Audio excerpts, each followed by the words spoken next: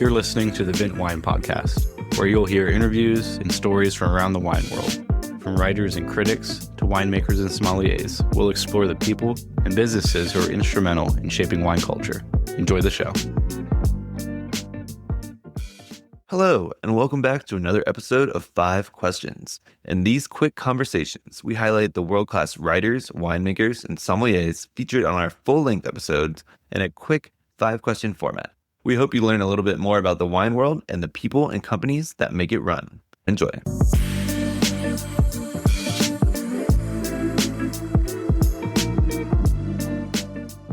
All right, we're here with 5 Questions with Steve DeLong. Thanks so much for joining today.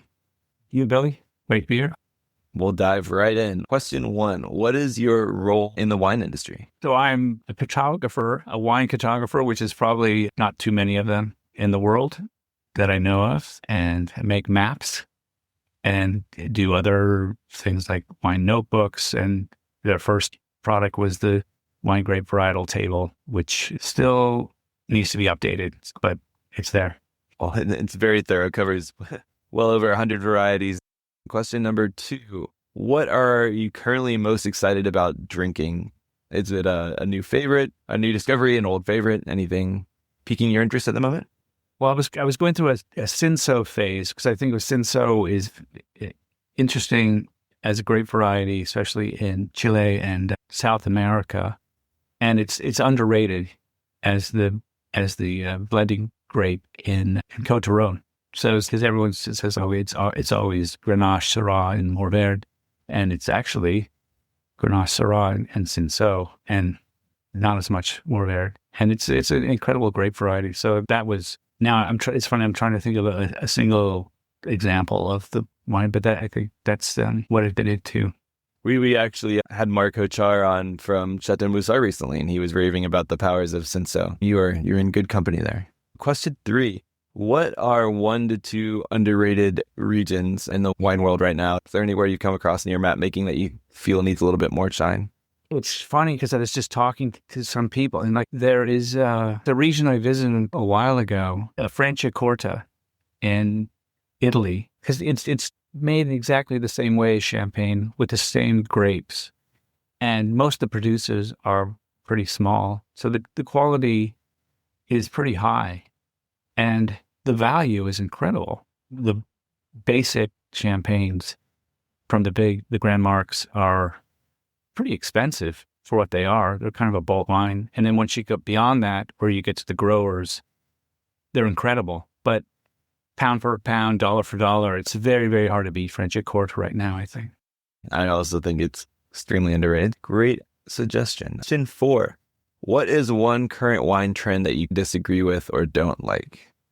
Well, I really love natural wine, and this was when really piqued my interest in the early 2000s and late 90s in New York City with people like Joe Dresner and Chamber Street Wine, and the crazy thing about natural wine has changed. It's like back then it was about being more natural and more biodynamic, organic or something, and usually about small producers, but it's become a little bit dogmatic or even militaristic. It's like where you have these different tribes of people say, okay, they like only natural wine, and they don't mind the faults.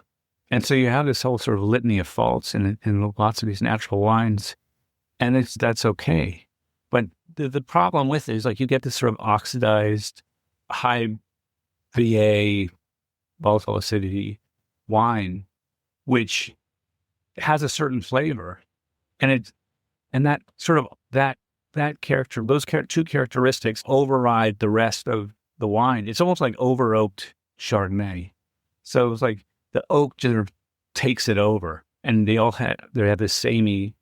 That's like the Kendall Jackson was that way, and a lot of California Chardonnays were that way, and so now you have these natural wines that are that way, but it's a difference. These two faults which define the character of the wine. And so it's like, isn't it supposed to be about the place and about the nature? But it seems to be more about the faults and the production that give it its character. So I find that, to me, annoying because I really like natural wine when it's well made.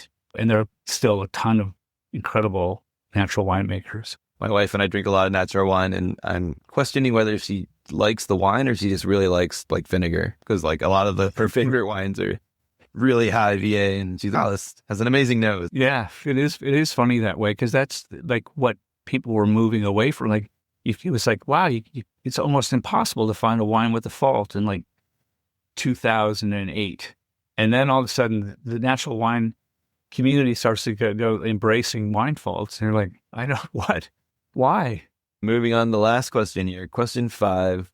What is a wine-related experience or story that stands out to you in recent years? Oh, God. I think the best experiences I've had recently are with Charles Curtis in Champagne, because he's like a god there. So like because he writes about it, everyone knows him. And if you're hanging out with him, it's easy. So you get into any tasting and so it's good to watch him taste. To have a really, really good taster. And everyone says, who's a good taster? It's hard. Like, how do you get into someone's taste buds? You don't know if they're a really good taster until you hear them speak. And if you can compare 3 or 4 different vintages from what you're tasting and just say it right there, or different wines. And so the knowledge that's in his brain and at any time, I think is pretty incredible. So lately I really enjoy tasting with him, because he is a truly knowledgeable guy, and he's a very, very humble guy, which is good. Because I think as a good wine taster, you have to be a good listener. So and people, they think it's a sport. I'm going to give this like fruit and nut description in a very authoritative way. So that's not really what it's about. It's really about sort of like absorbing it and then assessing it and whatnot. And so that's been a great experience for me lately. Completely agree.